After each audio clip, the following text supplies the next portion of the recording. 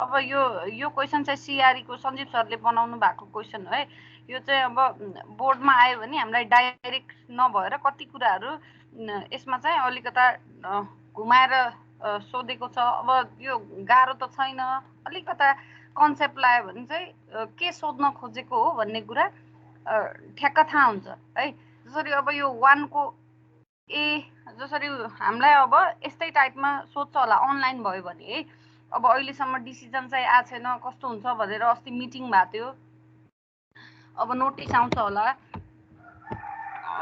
अब हामी पनि बनाउँदैछौँ होइन, बनाउँदैछौँ। यो बेलुकासम्ममा अरू मोडल क्वेसनहरू पनि म पोस्ट गरिदिन्छु अनि अर्को क्लासमा फेरि डिस्कस गरौँला त्यो क्वेसनहरू। यो चाहिँ अब हाम्रो 70 मार्क्सको हुन्छ है। 70 मार्क्सकोमा अब जसरी 1 को एमा अस्ति हाम्रो क्वेसनमा पनि होइन, मैले पनि एसेसमेन्टमा सोधेको र यो क्वेसन खासै गाह्रो छैन है। अब as an engineer you are carrying out site investigation for building construction, how will you conduct it भन्यो होइन। यो त अब साइट इन्भेस्टिगेसनको कुरा भयो। हामीले साइट इन्भेस्टिगेसनमा के पढ्थ्यौँ होइन, कसरी साइट इन्भेस्टिगेसन गरिन्छ, पहिला स्टेजेसहरू हुन्छ होइन, प्रिलिमिनरी इन्भेस्टिगेसन भयो, डिटेल इन्भेस्टिगेसन भयो, त्यो कुराहरू लेख्न पर्यो। अनि हामीले इन्भेस्टिगेसन गरेपछि स्याम्पलिङहरू लिन्छौँ होइन, डिस्टर्ब स्याम्पलहरू लिन्छौँ अनि डिफ्रेन्ट टेस्टहरू गर्छौँ हो, त्यो टेस्टहरूको बारेमा लेख्नु पर्यो है। अनि अस्तिको क्वेसनमा बियरिङ हाम्रो एसेसमेन्टको क्वेसनमा बियरिङ क्यापेसिटी डिटरमाइन गर्नलाई कुन टेस्ट गरिन्छ भनेर लेखेको थियो है, सोधेको थियो। अब त्यति बेला सबैले एसपिटी सिपिटी डिसिपिटी भनेर लेखेको छ है। एसपिटी सिपिटी डिसिपिटी त हो हुन चाहिँ, तर त्यो एक्ज्याक्ट चाहिँ आउँदैन कि। कसैले पनि प्लेट लोड टेस्टको कुनैले लेखेको छ, प्लेट लोड टेस्टको बारेमा लेख्ने अनि बियरिङ क्यापेसिटी कसरी आउँछ त त्यो ठ्याक्कै इक्वेसन चाहिँ लेखिदिन पर्छ क्या होइन। जसरी एन भ्याल्यु एसपिटी टेस्ट त गरिन्छ, सबैले प्रोसिड्योर लेखेको छ, त्यसरी प्रोसिड्योर लेख्ने होइन कि। एसपिटी टेस्ट लेख्न चाहिँ त्यसले चाहिँ कसरी बियरिङ क्यापेसिटी क्यालकुलेट गरिन्छ त हो, त्यो बियरिङ क्यापेसिटी यसरी क्यालकुलेट गरिन्छ एन भ्याल्यु आएपछि भन्ने कुरा लेख्ने हो। सबैले के गरिदिएको छ, प्रोसिड्योर लेखिदिएको छ क्या। त्यसरी प्रोसिड्योर लेख्ने होइन के है। अस्तिको एसेसमेन्टमा यहाँ के सोधेको थियो भन्दा हाम्रो सिभिलको क्वेसनमा बियरिङ क्यापेसिटी डिटरमाइन गर्नलाई कुन कुन टेस्ट गरिन्छ भनेर लेखेको थियो होइन। अब एसपिटी टेस्ट गरिन्छ, डिसिपिटी गरियो, तर लिङ्क गर्ने के बियरिङ क्यापेसिटी कसरी डिटरमाइन गरिन्छ त। जसरी प्लेट लोड टेस्ट पनि हो, प्लेट लोड टेस्टलाई कसरी बियरिङ क्यापेसिटी डिटरमाइन गरिन्छ त्यो लिङ्क गर्न पर्यो क्या। सबैले प्रोसिड्योर लेखेर छोडिदिएको छ, त्यसरी प्रोसिड्योर लेख्ने होइन है। अब यसमा पनि यो 1 को एमा चाहिँ अब हामीले यो त सिम्पल भइहाल्यो होइन, साइट इन्भेस्टिगेसनको बारेमा लेख्नु पर्यो। अब त्यसपछि अर्को क्वेसन छ यहाँ, write down the steps of any one of the methods of determining the active earth pressure graphically, also draw the level sketch भनेर भन्यो होइन। अब यो के होला भन्ने कुरा जान्नु पर्यो है। Write down the steps of any of the methods of determining the active earth pressure graphically. हामीले ग्राफिकली कुन मेथड पढेको छौँ, एउटा मेथड मात्र पढेको छौँ नि होइन, कुलमन्स ग्राफिकल कन्स्ट्रक्सन मेथड भनेर हो। त्यो मेथडबाट चाहिँ त्यो मेथडको स्टेपहरू लेख भनेको, यो चाहिँ थाहा हुनु पर्यो। अब ग्राफिकली एक्टिभ अर्थ प्रेसर केबाट डिटरमाइन गरिन्छ भनेर हामीले त कुलमन्स मेथड मात्र पढेको छौँ हो। त्यो कुलमन्स ग्राफिकल कन्स्ट्रक्सन मेथड डिटरमाइन त्यसको स्टेप लेख भनेको है। अब यसकै तलपट्टि क्वेसन छ, height of unsupported cut isn't always twice the depth of tension crack, it is true, justify your answer भनेर भन्यो होइन। अब यो डाइरेक्ट सोधेन, यसले के भन्यो, हाइट अफ अनसपोर्टेड कट भनेको के हो भनेर पहिला त थाहा हुनु पर्यो हामीले होइन। हामीले जहिले पनि कोहेजिभ सोइलको केसमा एक्टिभ अर्थ प्रेसर निकाल्दाखेरि डेप्थ अफ टेन्साइल क्र्याक निकाल्छौँ। अनि त्यो depth of tensile crack ZC को भ्याल्यु ट्वाइस भयो भने त्यसलाई हाइट अफ अनसपोर्टेड कट भन्छ होइन, हाइट अफ अनसपोर्टेड कट भन्छ हो। त्यो हाइट अफ अनसपोर्टेड कट जहिले twice the depth of tension crack हुन्छ त भनेर सोधेको है। त्यति बेला चाहिँ अब इज इट ट्रु भन्दा यस भन्नु पर्यो होइन। किन हाम्रो जहिले पनि हाइट अफ अनसपोर्टेड कट भनेको ट्वाइस इन्टु जेडसी भयो भने चाहिँ हाम्रो टोटल अर्थ प्रेसर 0 हुन्छ। त्यति बेलालाई हामीले हाइट अफ अनसपोर्टेड कट भन्छौँ है। यो चाहिँ हाम्रो टेन्सन क्र्याकको बारेमा थाहा हुनु पर्यो। टेन्सन क्र्याक भनेको एक्टिभ अर्थ प्रेसरको कोइजिभ सोइलको केसको कुरा भयो है। अब त्यसपछि थर्डको क्वेसन हेरौँ हैन। थर्डमा चाहिँ an excavation for laying drainage pipes below narrow road is to be carried out. What may be the possible ways to conduct it without letting the surrounding houses to collapse? Write the design steps for any of the system to carry out the safe excavation भन्नु। ल यो चाहिँ कुन च्याप्टरको होला त, के लेख्न पर्ला यो यसमा? ल भनौँ त कसैले 3A को क्वेसनमा।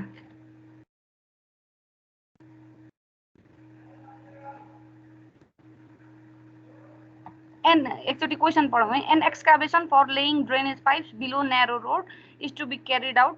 What may be the possible ways to conduct it without letting the surrounding houses to collapse? Write the design steps for any of the system to carry out the safe excavation भन्यो। यो चाहिँ कुन च्याप्टरको होला? के कुरा लेख्न पर्ला यसमा? यसमा डाइरेक्ट भनेकै छैन है। यसमा चाहिँ थाहा हुनु पर्यो। अब यो एक्सकाभेसन भन्ने बित्तिकै कुन च्याप्टरको कुरा लेख्न पर्ला भनेर, कुन के को बारेमा लेख्न पर्ला यसमा? ल भनौँ त यसमा। सिट पाइलको बारेमा हो म्याम। सिट पाइलको हैन, ब्रेस कटको बारेमा हो नि यो लेख्न पर्ने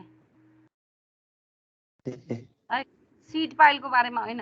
यो मैले के ब्रेस कट कहाँ युज हुन्छ भने त खानेपानीको कतै ट्रेन्चहरू खन्दाखेरि चाहिँ हामीले के गरिन्छ, ट्रेन्चहरू खन्दाखेरि चाहिँ माटो तल केही नहोस् भनेर सपोर्ट चाहियो नि त, लेटरल सपोर्ट चाहिएन हो। सेफ एक्सकाभेसन गर्नको लागि हामीलाई ब्रेसिङ गर्नुपर्छ भनेर ब्रेस एक्सकाभेसनको त्यो डिजाइन स्टेपहरू त्यो चाहिँ लेख्ने हो कि यसमा है। ड्रेनेज पाइप भनेको छ नि त, यहाँ ड्रेनेज पाइप भनेको छ। नेरो रोडमा हामीले एक्सकाभेट गर्दाखेरि त जहिले पनि ट्रेन्चेजहरू खन्दाखेरि, नेरो लङ ट्रेन्चेजहरू खन्दाखेरि त हामीले ब्रेसिङ गर्छौँ। त्यो ब्रेस एक्सकाभेसनको बारेमा लेख्ने हो है, सेफ एक्सकाभेसनको लागि चाहिँ यो भयो। अब ब्रेस्टमा पनि अब डिफ्रेन्ट टाइपको छ, त्यो ब्रेसिङको बारेमा चाहिँ लेख्नु पर्यो कि। अब डिजाइन स्टेपहरू त हाम्रो त्यही एक्सकाभेसनकै ब्रेस्ट एक्सकाभेसनै पढाएको छौँ है, त्यो चाहिँ लेख्नु पर्ने हो यसमा। अनि अर्को यसको बीमा चाहिँ के छ भन्दा, bridge foundation is to be constructed on the river bank भनेर भनेको छ। The flowing water may disturb the construction process. What may be different measures carried out to have a minimal disturbance? Discuss about any of those measures भने। ल यसमा चाहिँ के होला, यसमा पनि डाइरेक्ट सोधेको छैन, आफूले थाहा पाउनु पर्यो। अब हामीले जहिले पनि रिभरमा कन्स्ट्रक्ट गर्दाखेरि के मेकानिजम युज गर्छौँ त हैन। अब फाउन्डेसन बनाउनु पर्यो, ल रिभरमा हामीले ब्रिजको फाउन्डेसन बनाउनु पर्यो भने अब कन्स्ट्रक्सन प्रोसेसलाई त पानीले डिस्टर्ब गर्छ। त्यति बेला चाहिँ हामीले के गर्न सकिन्छ, के मेजर्स हो त? ल यो कुरा हामीले कुन टपिकमा पढाएको थियौँ, यो थाहा हुनु पर्यो है। के पढ्ने, के लेख्ने यसमा, के को बारेमा लेख्ने? कोफर ड्याम पहिला, कफर ड्यामको बारेमा लेख्नु पर्यो है। यो चाहिँ थाहा हुनु पर्यो। अब हामीले रिभरमा कन्स्ट्रक्ट गर्दाखेरि हामीले टेम्पोररी स्ट्रक्चर कन्स्ट्रक्ट गर्छौँ। पहिला त्यहाँको पानी सबै डाइभर्ट गर्छौँ, डाइभर्ट गरेर हाम्रो वर्किङ एरियालाई ड्राई बनाउँछौँ हो। त्यो ड्राई बनाउनलाई चाहिँ हामीले coffer dam, different types of coffer ड्यामहरू युज गर्छौँ। अब त्यो कफर ड्याम डिफ्रेन्ट सोइल कन्डिसनमा वाटर लेभलको आधारमा हाम्रो डिफ्रेन्ट क्लासिफाई गरेको छ हो, त्यसको बारेमा लेख्नु पर्यो है। अनि अरू हो यही कफर ड्यामको बारेमा लेख्नु पर्यो है। ल अब यो 4 को यो सरको पार्ट हो, सरले अर्कोमा क्लास लिनुहुन्छ हैन। अब यो त्यति गाह्रो नहोला, यो न्युमेरिकल पार्टहरू त गर्न सकिन्छ, खासै घुमाएको छैन है। अनि अस्ति पनि एउटा क्वेसन हाम्रो सिभिलकोमा दिँदाखेरि कसैले पनि त्यहाँ त्यो वाटर फ्याक्टर युजै गरेको छैन कि, कुनै 2-4 जनाले मात्र गरेको छ। त त्यो वाटरको फ्याक्टरहरू युज नै गरेको छैन कि। वाटर टेबल आउँदाखेरि हामीले बियरिङ क्यापेसिटी क्यालकुलेट गर्दाखेरि त्यो RW1 र RW2 ले मल्टिप्लाई गर्नुपर्छ हैन। त्यो चाहिँ धेरैले गरेकै छैन है। त्यो वाटरको केसमा त्यो पनि हेर्ने। अब यो चाहिँ न्युमेरिकल त्यति गाह्रो छैन है। अब यहाँ सेक्सन बी मा हैन, सेक्सन बी मा अब रिटेनिङ वालको त मैले न्युमेरिकलहरु गराए, तर अब बोर्डमा ठ्याक्क भ्याल्यु नदिएर हैन, जसरी यसमा चाहिँ यो क्वेशनमा के भनेको छ भन्दा a retaining wall 7 metre high is to be constructed in sandy clay with cohesion भनेर सबै भ्याल्यु दिएको छ। अनि choose a suitable structure and determine its stability भनेर तल हामीलाई ग्रेभिटी वाल र क्यान्टिलिभर वाल दुईटा वाल दिएको छ हैन। अब हामीले के गर्न पर्यो त, आफैले यो चाहिँ प्रपोर्सन गर्न पर्यो हैन। प्रपोर्सन गरेर जसरी यहाँ भ्याल्यु सबै दिएको छ, कुनै एउटा वाल लिएर आफैले भ्याल्यु राखेर यो रेन्जमा एजम्सन गरेर आफैले डिजाइन गर्न पर्यो है। अब बोर्डमा कस्तो हुन सक्छ भन्दा, जसरी यो भ्याल्युहरुमा पनि अथवा न्युमेरिकलमा पनि आफ्नो रोल नम्बरको लास्टको यो डिजिट राख भनेर यसरी आउन सक्छ है, यसरी आउन सक्छ। त्यही भएर यो पहिले मजाले तयारी गर्ने है, तयारी गर्ने। यो अस्ति चाहिँ यो एसेसमेन्टमा चाहिँ सबैको एउटै टाइपको एन्सर थियो, बोर्डमा चाहिँ अलि त्यस्तो हुँदैन है। त्यही भएर यो मजाले ओपन बुक भने पनि त्यो बुक जति भए पनि यो गाह्रो हुन्छ कि पहिले तयारी भएन भने है। त्यही भएर अब जसरी ल डिजाइन गर्नु पर्यो, रिटेनिङ वालको डिजाइन गर्नु पर्यो भने डाइरेक्ट भ्याल्यु दिएको छैन यसमा चाहिँ। अब एजम्सन डिफ्रेन्ट अब हरेक स्टुडेन्टले डिफ्रेन्ट एजम्सन गर्दा त एन्सर डिफ्रेन्ट आउँछ है। अरु चाहिँ केही पनि छैन, यो आफैले भ्याल्यु राख्ने, भ्याल्यु राखेर डिजाइन गर्ने है। स्टेबिलिटी चेक गर्दा हामीले तीनटामा स्टेबिलिटी चेक गर्छौं है, factor of safety against ओभरटर्निङ, sliding र बियरिङ क्यापेसिटी, तीनटामा के भयो स्टेबिलिटी चेक गर्ने। अब फ्याक्टर अफ सेफ्टी यिनीहरुको ठ्याक्क हुन्छ हैन, 1.5 देखि 3 सम्म हुन्छ, बियरिङ क्यापेसिटीमा 3 हुन पर्छ भनेर छ। यदि फ्याक्टर अफ सेफ्टी त्यो रेन्जमा आएन भने फेरि हामीले रिप्रोपोर्सनेट गर्न पर्छ है, फेरि भ्याल्यु चेन्ज गरेर हामीले भ्याल्यु चेन्ज गरेर फेरि डिजाइन गर्न पर्छ है। त्यो कुरा चाहिँ लास्टमा लेख्न पर्यो। फ्याक्टर अफ सेफ्टी यदि आएन भने हामीले यो प्रोपोर्सनको हामीले एजम्सन गरेको भ्याल्यु नहुन सक्छ, त्यही भएर अर्को चेन्ज गरेर फेरि रिएजम्सन गरेर गर्न पर्यो है फ्याक्टर अफ सेफ्टी निकाल्दाखेरि। अब त्यो जाँचमा त टाइम हुँदैन रिएजम्सन गर्नलाई, तल चाहिँ लेख्न पर्यो त्यो कुराहरू। अनि अब यसमै अर्को चाहिँ यही रिटेनिङ वालमा अब तल सिट पाइलको क्वेशन सोधेको छ। सिट पाइलको क्वेशन सोध्दाखेरि के सोधेको छ भन्दा यही क्वेशनलाई लिंक गरेर सोधेको छ, माथिको 6 को क्वेशनलाई लिंक गरेर है। If the sheet pile wall is to be constructed in such a place, what would have been the depth of embankment of anchored sheet pile wall using fixed support method भनेर भनेको छ है। अब हामीले यही माथिकै क्वेशनलाई link गरेर अब यही डेप्थको रिटेनिङ वाल, जसरी हामीले माथि रिटेनिङ वालको डेप्थ कुनै एजम्सन गर्यौं भने त्यही रिटेनिङ वालमा यदि सीट पाइल डिजाइन गर्नु छ भने सीट पाइलको डेप्थ अफ इम्बेन्डमेन्ट निकाल्न पर्यो है। यहाँ युजिङ फिक्स्ड सपोर्ट मेथड पनि भनेको छ। फिक्स्ड सपोर्ट मेथड लगाएर अब यही डेप्थमा चाहिँ हामीले सीट पाइल डिजाइन गर्नु पर्यो भने कसरी गर्ने त है, डेप्थ अफ इम्बेन्डमेन्ट कसरी निकाल्ने त, यो सोधेको हो है। ल यो चाहिँ हाम्रो यति चाहिँ एउटा क्वेशन भयो है। बेलुकासम्म 3, 4, 5 वटा मोडल क्वेशनहरु म फेरि हामी बनाउँदैछौँ हैन, त्यो चाहिँ हामी पठाइदिन्छौँ अनि अर्को क्लासमा फेरि त्यही क्वेशनहरु डिस्कस गर्छौँ। यस्तो टाइपको क्वेशन सोध्छ। यो चाहिँ एउटा भयो, यो चाहिँ सीआरई को क्वेशन हो है। सीआरई मा सञ्जीव सरले बनाउनु भएको क्वेशन हो। अब यस्तै टाइपको सोध्ने हो, हामी बनाइराछौँ त्यो क्वेशनहरु चाहिँ। अब अरु कसैलाई च्याप्टर 1 देखि हैन मेरो पोर्सनको केही प्रब्लम छ भने डिस्कस गरौँ, सबै सुरुदेखि चाहिँ डिस्कस गरौँ। मैले के रिभाइज गर्दिन पर्छ, मैले सबै रिभाइज गर्दिन्छु। अहिले नबुझेको कुराहरू कुनै क्वेशन छ पढ्दाखेरि अप्ठ्यारो भएको सोध्दा हुन्छ है।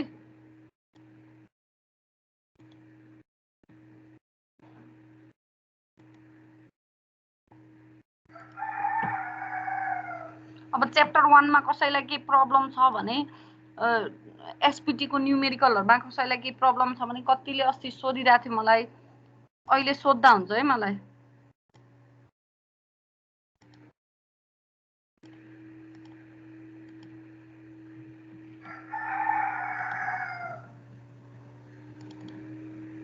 चिनाइ त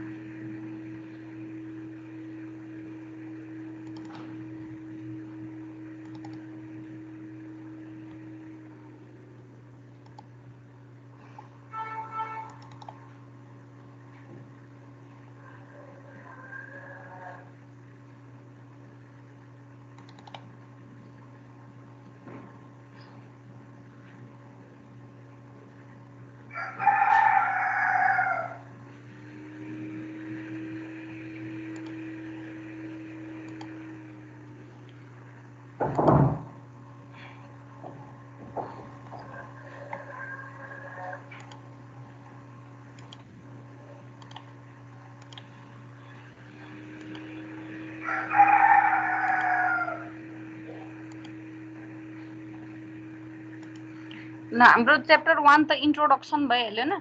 च्याप्टर 2 मा चाहिँ मैले सर भनिदिन्छु सबै कुराहरू।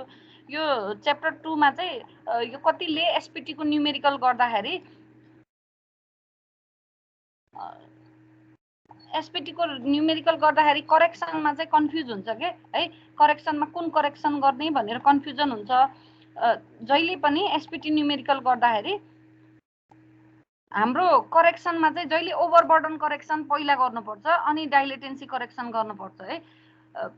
कतिले पहिला डाइलेटेन्सी गरेर ओभरबर्डन गर्छ, बुकमा त्यो छ। तिमीहरूले चाहिँ के गर्नु, पहिला ओभरबर्डन करेक्सन गरेर अनि बल्ल डाइलेटेन्सी करेक्सन गर्नु है। बुकमा के छ त, बुकमा पहिला डाइलेटेन्सी गरेको छ, डाइलेटेन्सी गर्ने होइन, पहिला ओभरबर्डन गर्ने है। ओभरबर्डन गर्ने अनि मात्र डाइलेटेन्सी करेक्सन गर्ने है। त्यो पनि वाटर टेबलको केसमा यदि n को भ्याल्यु 15 भन्दा बढी आयो भने हामीले डाइलेटेन्सी करेक्सन गर्छौं है। अनि ओभरबर्डन करेक्सनमा यो फर्मुला हाम्रो CN जुन ओभरबर्डन करेक्सन फ्याक्टर भनेर यो निकाल्छौं 0.77 into log 2000 by P naught dash. यो पी नट ड्यास चाहिँ इफेक्टिभ हो।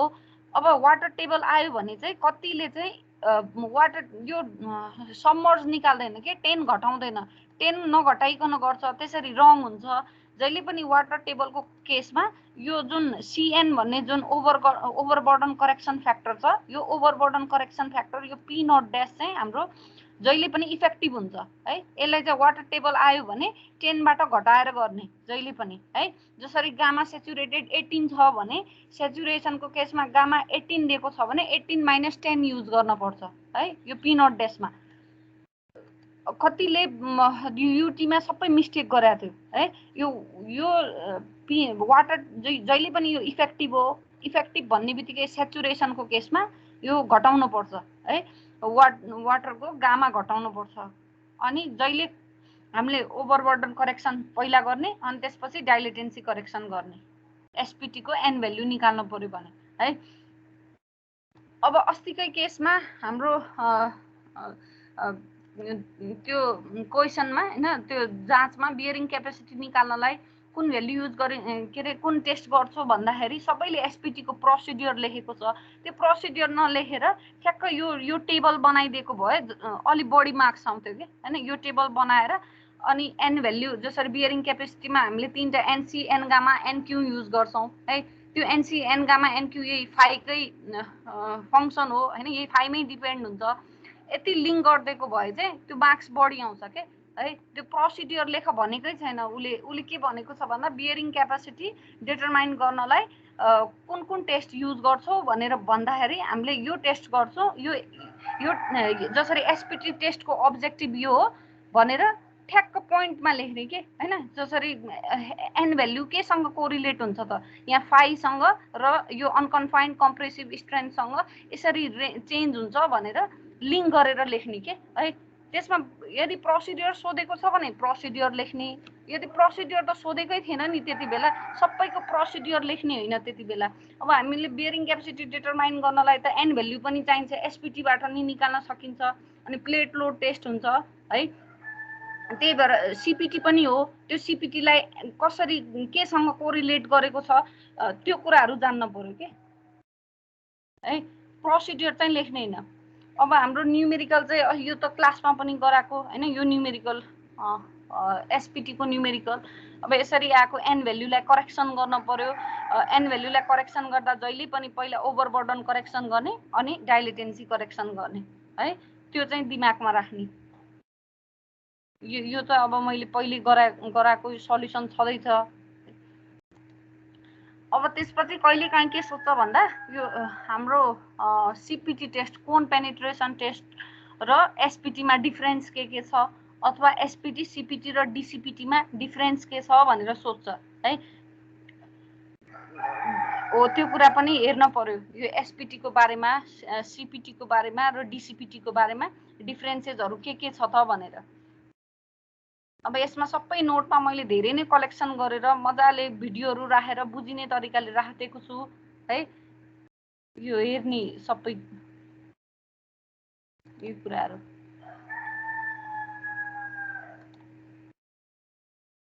अब त्यसपछि यो जियोफिजिकल मेथडको चाहिँ हाम्रो थ्योरी मात्र हो है, थ्योरी मात्र हो, यसमा डिटेलमा जान पर्दैन जियोफिजिकल मेथडमा। अनि कहिलेकाहीँ चाहिँ यो अर्को चाहिँ यो पिएजोमिटरको बारेमा चाहिँ सोध्छ है। पिएजोमिटरको बारेमा जसरी डाइरेक्ट पिएजोमिटरको बारेमा नसोधेर के भन्न सक्छ भन्दा ग्राउन्ड वाटर टेबल कसरी डिटरमाइन गर्न सकिन्छ भनेर सोध्यो भने चाहिँ त्यहाँ हामीले पिएजोमिटरको बारेमा लेख्न पर्यो है।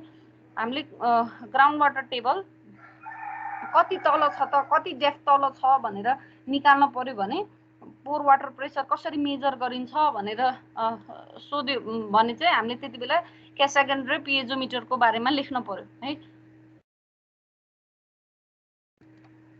यो चाहिँ हाम्रो च्याप्टर 1 को कुरा भयो है। च्याप्टर 1 मा हामीले ग्राउन्ड वाटरको बारेमा अनि पेनिट्रेसन टेस्टहरुको बारेमा सरी च्याप्टर 2 सोइल एक्सप्लोरेसनमा, अनि त्यसपछि बोरहोल लगको बारेमा नि कहिलेकाहीँ सोध्छ है।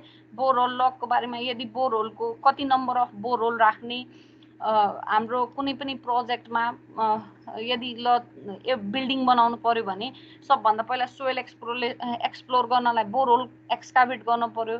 त्यो बोरहोल एक्सकाभेट गर्दा नम्बर अफ बोरहोल कति राखिन्छ, डायमिटर कति राखिन्छ, स्पेसिङ कति हुन्छ, साइज कति हुन्छ, अनि त्यसपछि त्यो बोरहोलबाट आएको इन्फर्मेसनलाई कसरी देखाइन्छ है। त्यो सबै बोरहोलको सबै इन्फर्मेसनलाई एउटा रिपोर्टमा राखिन्छ, त्यसलाई चाहिँ बोरहोल लग भनिन्छ है। अब त्यो यस्तो फर्मेटमा हुन्छ है। कहिलेकाहीँ बोरहोल लगको बारेमा पनि सोधिरा हुन्छ। अनि त्यसपछि अर्को चाहिँ हाम्रो साइट इन्भेस्टिगेसन रिपोर्ट हैन। यो बोरहोल लग र साइट इन्भेस्टिगेसन रिपोर्टको बारेमा पनि साइट इन्भेस्टिगेसन रिपोर्ट किन चाहिन्छ है, किन चाहिन्छ अनि के कुरा हुन्छ त्यसमा, के कुरा हुन्छ त एउटा रिपोर्ट बनाउँदाखेरि हो, त्यो कुरा चाहिँ साइट इन्भेस्टिगेसन रिपोर्टमा यहाँ सबै कन्टेन्ट के हुन्छ भनेर यहाँ सबै मैले लेखेको छु हैन। यो नोट चाहिँ एकचोटि हेर्ने। यो चाहिँ च्याप्टर 1 को भयो है, सरी च्याप्टर 2 को सोइल एक्सप्लोरेसनको कुरा।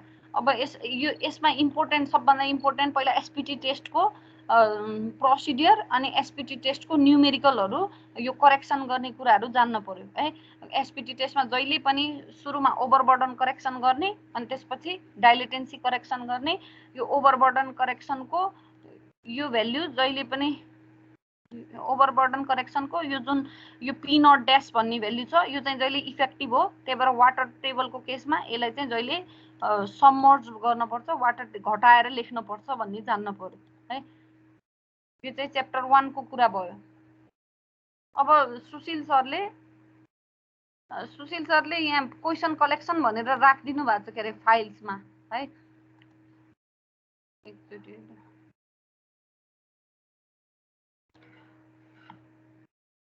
त्यो क्वेसनहरु मैले एकचोटि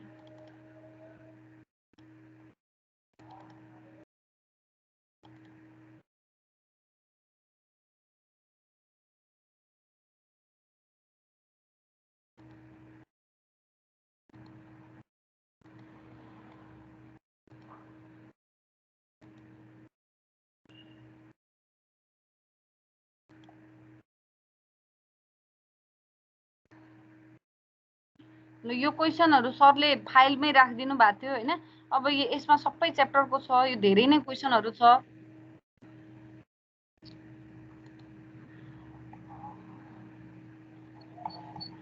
अब यो यसमा चाहिँ सुरुमा यो धेरै आइडिया आउँछ होला, यो यति सबै गर्यो भने चाहिँ हैन, यो क्वेसन हेर्यो भने चाहिँ अब यस्तै टाइपको क्वेसन सोध्ने हो है। अब describe cone penetration test, how this test differ from standard penetration test भनेर भन्यो हैन। अनि यो यसमा चाहिँ अब सीपीटी को बारेमा लेख्न पर्यो। अब हामीलाई के थाहा हुनु पर्छ, सीपीटी र एसपीटी को डिफरेन्स पनि थाहा हुनु पर्यो है। सीपीटी र एसपीटी को डिफरेन्स पनि थाहा हुनु पर्यो राम्रोसँग। अब यो न्यूमेरिकल भनेको मैले क्लासमै गराएको न्यूमेरिकल हो है। अब यहाँ छ suggest soil investigation method for each of the following situation भनेर छ। High rise building on sand, construction of 6 lane roads on soft clay भनेर भनेको छ है। अब कुन इन्भेस्टिगेसन होला त यो हाई राइज बिल्डिङ्स अन स्यान्डमा चाहिँ कुन हामीले चाहिँ कुन गर्ने होला टेस्ट भनौँ न, साइट इन्भेस्टिगेसनमा कुन मेथड युज गर्ने होला, कुन टेस्ट युज गर्ने होला।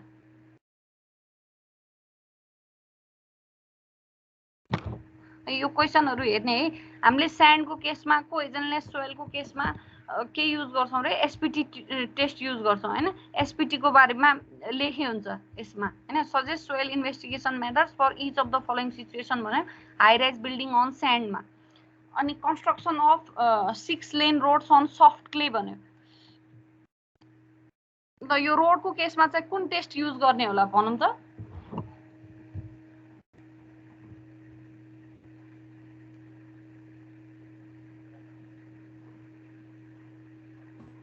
कम्प्याक्सन टेस्ट हो। हजुर, कम्प्याक्सन टेस्ट। Compaction test. अनि अहिले पढेको चाहिँ हामीले डीसीपीटी छ नि, डीसीपीटी। हजुर।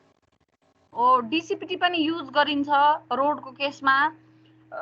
डीसीपीटी टेस्ट पनि रोडको केसमा युज हुन्छ। बढी जसो हाम्रो अहिले डीसीपीटी हुने हो रोडको केसमा। अब यहाँ सफ्ट क्ले भनेको छ है। सफ्ट क्ले भन्दाखेरि कम्प्याक्सन टेस्ट पनि हुने भयो। बढी जसो रोडमा चाहिँ हाम्रो डीसीपीटी युज हुन्छ के है रोडको केसमा चाहिँ।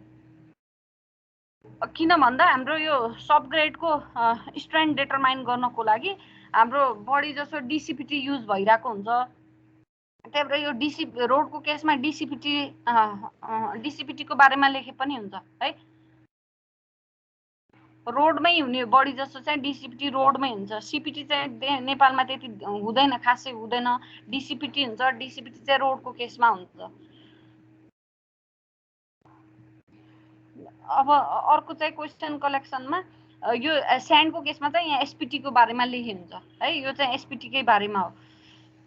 अब site investigation has to be done for the construction of dam in Bhotekoshi. What are the major factors of soil investigation you will evaluate as a civil engineer for the site before starting the foundation work and how will you carry it out भनेर भनेको छ है। यो सबै site इन्भेस्टिगेसनकै कुरा लेख्ने हो। पहिला स्टेजेसहरु लेख्न पर्यो हैन। प्रिलिमिनरी इन्भेस्टिगेसनको बारेमा, फाइनल डिटेल इन्भेस्टिगेसनको बारेमा यो कुराहरु यसमा लेख्न पर्यो है। Site investigation has to be done for the construction of dam in Botekoshi. What are the major factors of soil investigation you will evaluate as civil engineer for the site before starting the foundation work and how will you carry it out भने है। हामीले जे site इन्भेस्टिगेसनमा पढ्यौं हैन। अब ड्यामको केसमा चाहिँ पहिला recce गर्न पर्यो त्यहाँ गएर हैन। वाटर टेबल कति छ, त्यहाँ चाहिँ रकको ओरिएन्टेसन कस्तो छ है, त्यहाँको जियोलोजी कस्तो छ, त्यो कुराहरु हेर्न पर्यो। अनि त्यसपछि के टेस्टहरु गर्ने हो त हामीले फिल्डमा, त्यो कुराहरु हेर्न पर्यो है। त्यो हामीले जसरी साइट इन्भेस्टिगेसनको जे हामीले स्टेजेसहरु पढ्यौं त्यही कुराहरु लेख्न पर्यो है यसमा। यस्तो टाइपको क्वेसनहरु चाहिँ प्र्याक्टिस गर्न पर्यो के है। जसरी यो 4 को क्वेसन भयो, 3 को क्वेसनहरु भयो, यो कुराहरु यसमा चाहिँ ध्यान दिन पर्यो के है। यस्तो क्वेसनहरु चाहिँ लेख्ने प्र्याक्टिस गर्न पर्यो। अब चाहिँ डाइरेक्ट नसोधेर यस्तो टाइपको क्वेसनहरु सोध्छ है। यो क्वेसनहरु चाहिँ प्र्याक्टिस गर्न पर्यो। अब यसरी describe the various methods of drilling holes for the subsoil investigation भन्यो हैन। यो त हामीले बुकमा हेर्ने बित्तिकै थाहा हुन्छ यो होल ड्रिल गर्ने। हामीले त त्यो बोरिङको धेरै कुराहरू पढिसक्यौँ, मेथड्स अफ बोरिङ पढिसक्यौँ, यो त डाइरेक्ट लेख्न सकिन्छ। तर यो 3 र 4 को त हामीले अलि विचार गरेर लेख्न पर्यो नि त हैन। यो कुराहरू चाहिँ प्र्याक्टिस गर्न पर्यो है, यस्तो टाइपको क्वेसनहरू। यहाँ फेरि तल पनि त्यस्तै छ, site investigation has to be done for 2 lane bridge to be constructed at यु खोला of Madi. The client needs the value of bearing capacity and settlement of foundation for bridge. Explain the methods of site exploration and institute test would you advise as a project engineer भनेर भनेको छ हैन। अब चाहिँ यहाँ bearing capacity determine गर्न पर्यो है। बियरिङ क्यापेसिटीको लागि अब हाम्रो के टेस्टहरू हुन्छ त्यही टेस्टको बारेमा लेख्न पर्यो है। यसमा त्यही कुराहरू लेख्न पर्यो।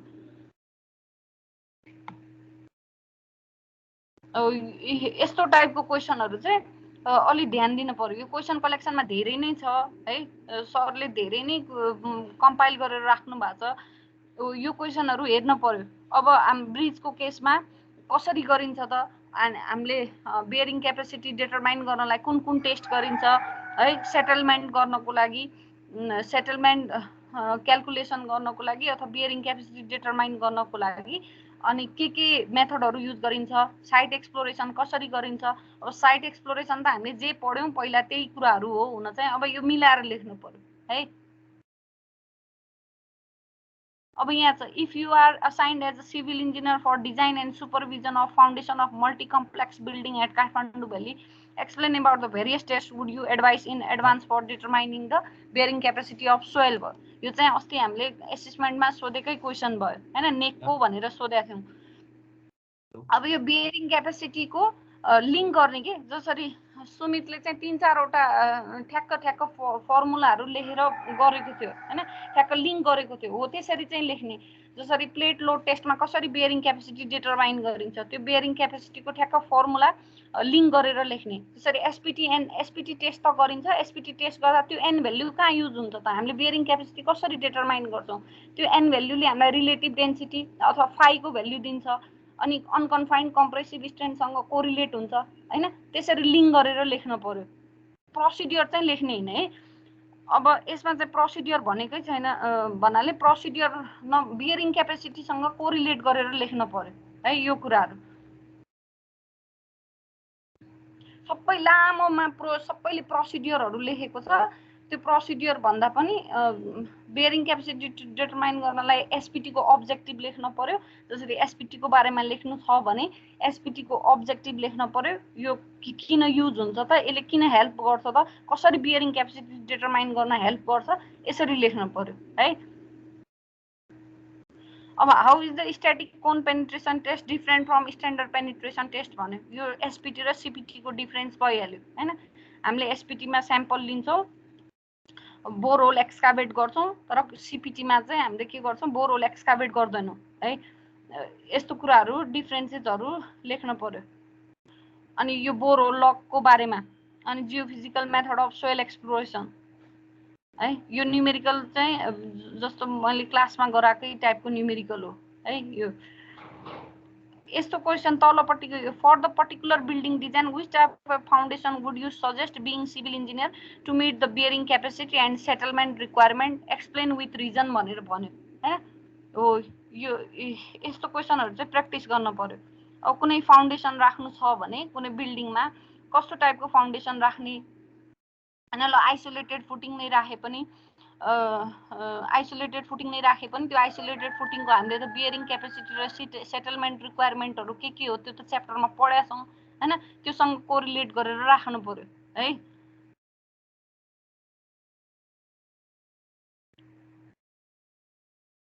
अनि त्यसपछि 13 को यसरी compute the area ratio of the sampler tube if its outer diameter is 100। यो भनेको हाम्रो स्याम्पलरको डिजाइन रिक्वायरमेन्टमा पर्छ हैन। यो question area ratio, inside clearance, outside clearance, अनि रिकभरी लेन्थ भनेर हामीले कुनै पनि स्याम्पलरको डिजाइन क्राइटेरियामा हैन रिक्वायरमेन्ट अनडिस्टर्ब स्याम्पल डिटरमाइन गर्नको लागि हामीले स्याम्पलरलाई एउटा फिक्स डिजाइन गरेको हुन्छ, हो त्यो स्याम्पलरको त्यो डिजाइन गर्दा डिजाइन क्राइटेरियामा त्यो आउटसाइड हाम्रो inside clearance outside clearance area रेसियोको कुरा हुन्छ है हो त्यो चाहिँ 7-8 वटा पोइन्टहरु छ हैन त्यो एकदम इम्पोर्टेन्ट पहिला सोधिरहेको क्वेशन हो त्यसमा पनि एरिया रेसियो कति हुन पर्छ त भनेर हामीले न्यूमेरिकल पनि गराएको थियो हैन हो त्यो area ratio inside clearance outside clearance recovery length design of non return भल्भहरु हो त्यो पोइन्टहरु मध्येको यो न्यूमेरिकल हो है यो चाहिँ मैले क्लासमा गराइदिएको थिएँ यो न्यूमेरिकलहरु पनि हेर्ने अब what do you mean by disturb and undisturb sample describe a piston sampler भन्यो हैन यो त स्याम्पलरको बारेमा भयो यो चाहिँ डाइरेक्ट क्वेशन भयो यो चाहिँ हामीले बुकमा हेर्ने बित्तिकै यो त थाहा भइहाल्छ है यो क्वेशनहरु हामीले मेन प्र्याक्टिस गर्न पर्ने भनेको यस्तो यो माथिको टाइपको भयो कि कुनै एउटा साइट स्पेसिफिक लिएर जसरी ब्रिजको फाउन्डेसन बनाउँदाखेरि अथवा ड्याम बनाउँदाखेरि हामीले के कुरा ध्यान दिनुपर्छ कस्तो कस्तो सोइल इन्भेस्टिगेसन गर्न पर्छ अथवा बेयरिङ क्यापेसिटी डिटरमाइन गर्नलाई कुन टेस्ट युज गर्ने हो यस्तो टाइपको क्वेशनहरु चाहिँ अलि राम्रोसँग प्र्याक्टिस गर्न पर्यो है यो कुराहरु यो अझ यो चाहिँ 1 कै हो 1 को धेरै क्वेशन छ यो क्वेशन कलेक्सनमा यो चाहिँ राम्रोसँग हेर्ने सबै यो क्वेशन कलेक्सन सोध्यो भने यस्तै टाइपको यही टाइपको घुमाएर सोध्छ है यो 1 को भयो है अब यो चाहिँ सोइल इम्प्रुभमेन्टको भयो यहाँ आर्चिङ अफ सोइल्स एन्ड ब्रेस्ट कटको पनि न्यूमेरिकलहरु छ धेरै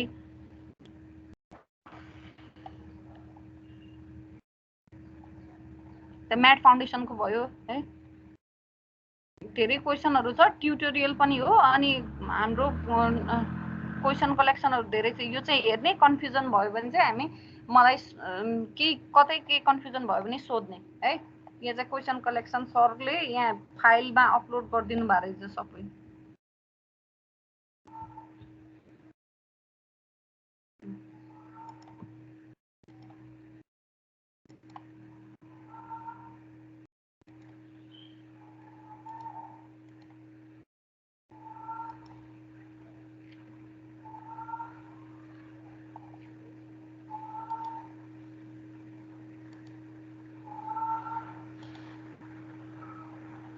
अब च्याप्टर 2 भयो हैन अब च्याप्टर 3 मैले यो रिभाइज गर्न मलाई भन्दा हुन्छ है केही प्रब्लम छ भने सोध्ने नत्र मैले सरर र के पढ्यो त्यो कुरा चाहिँ रिभाइज गर्दिन्छु अनि क्वेशन चाहिँ मोडल क्वेशनहरु चाहिँ बेलुका अथवा भोलिसम्म चाहिँ हामीले पठाइदिन्छौँ है अनि त्यो मोडल क्वेशनमा कन्फ्युज भयो भने अर्को क्लास पनि छ हाम्रो त्यहाँ सरले लिनुहुन्छ होला सरसँग अनि सरसँग सोध्दिन्छु त्यो क्वेशनहरु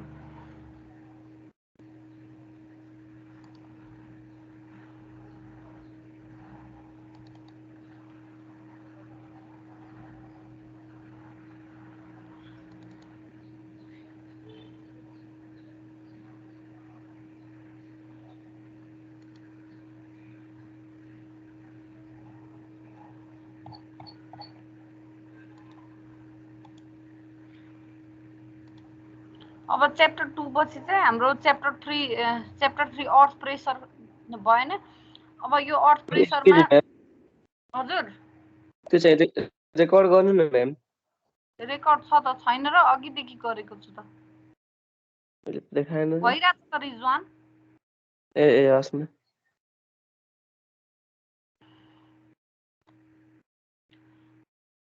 अब यो अब 3-4 चोटी हुन त मैले रिभाइज गरिसके यो आफूले एकचोटी पढ्न पर्यो हैन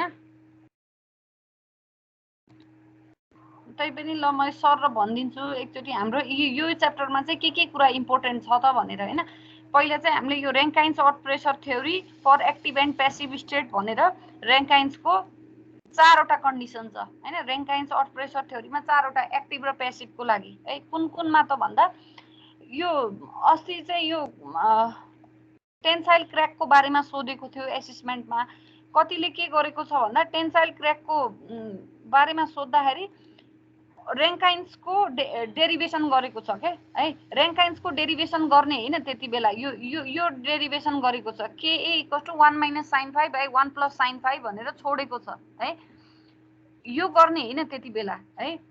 टेन्साइल क्र्याकको बारेमा सोध्ने बित्तिकै के थाहा हुनु पर्यो भन्दा जहिले पनि टेन्साइल क्र्याक कुन सोइलमा आउँछ त है, कोएजिभ सोइलको कुरा हो नि त त्यो, कोएजिभ सोइलको पनि एक्टिभ केसको कुरा हो है। अब हाम्रो रेङ्काइन्स पहिला चाहिँ हाम्रो रेङ्काइन्समा के छ त होइन, रेङ्काइन्स अर्थ प्रेसर थ्योरी भन्ने बित्तिकै हाम्रो एक्टिभ र पेसिभ त आउने भयो, तर रेङ्काइन्स थ्योरी कुन केसमा लाग्छ भन्ने कुरा थाहा हुनु पर्यो। रेङ्काइन्स चाहिँ जहिले यो वाल छ नि जुन रिटेनिङ वालको जुन यो पछाडि ब्याक वाल हुन्छ त्यो जहिले पनि भर्टिकल हुन्छ, भन्न खोजेको 90 डिग्रीमा हुन्छ, यो इन्क्लाइन भएको हुँदैन है, इन्क्लाइन भएको हुँदैन रेङ्काइनको केसमा, यो वाल चाहिँ भर्टिकल हुन्छ। अनि अर्को कुरा चाहिँ यो वालमा कहिले पनि फ्रिक्सन आउँदैन होइन, यो वाल स्मुथ छ भन्ने एजुम्सन छ सुरुमै रेङ्काइन्सको, यो वाल चाहिँ भर्टिकल छ अनि स्मुथ छ भन्ने एजुम्सन छ।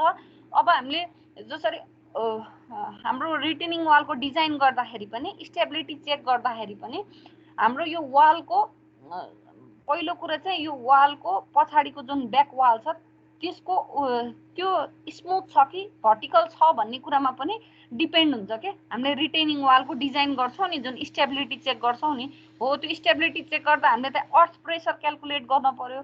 त्यो अर्थ प्रेसर क्यालकुलेट गर्दाखेरि पहिला चाहिँ हामीले के हेर्न पर्यो भन्दा यो जुन रिटेनिङ वाल छ यो रिटेनिङ वालको ब्याक चाहिँ स्मुथ छ कि अथवा भर्टिकल छ कि इन्क्लाइन छ भन्ने कुरा हेर्न पर्यो। अब कुन थ्योरी लाउने त, रेङ्काइन थ्योरी लाउँदा जहिले पनि रेङ्काइनमा के हुन्छ त, यो वाल यो रिटेनिङ वालको जुन ब्याक वाल छ यो जहिले भर्टिकल हुन्छ, भर्टिकल भन्ने बित्तिकै 90 डिग्री हुन्छ है, इन्क्लाइन्ड हुँदैन। अनि अर्को कुरा के त भन्दा यो वाल र सोइल बीच कुनै पनि फ्रिक्सन डेभलप हुँदैन है, फ्रिक्सन डेभलप हुँदैन भन्ने एजुम्सन छ, त्यसको आधारमा हामीले रेङ्काइन्स थ्योरी लाउँछौँ। अब रेङ्काइन्स थ्योरीमा हाम्रो KA र KP को भ्याल्यु 1 - sin 5 / 1 + sin 5 हुन्छ होइन। त्यो पनि यो लाइन जुन ब्याकफिल छ त्यो ब्याकफिल होरिजेन्टल भएको केसमा, इन्क्लाइन नभएको केसमा है। अब हाम्रो यही रेङ्काइन्समा अर्को केस पनि हुन्छ, अर्को केस के हुन्छ त, यो लाइन जुन ब्याकफिलको जुन लाइन छ पछाडिको जुन लाइन छ त्यो लाइन होरिजेन्टल नभएर इन्क्लाइन्ड हुन्छ है। इन्क्लाइन्ड हुँदाखेरि हाम्रो अर्कै फर्मुला युज हुन्छ, यो चाहिँ हाम्रो सबै भर्टिकलको केसमा भयो होइन, यो सबै न्युमेरिकल गराएको छु। अब इन्क्लाइनको केसमा कस्तो हुन्छ त,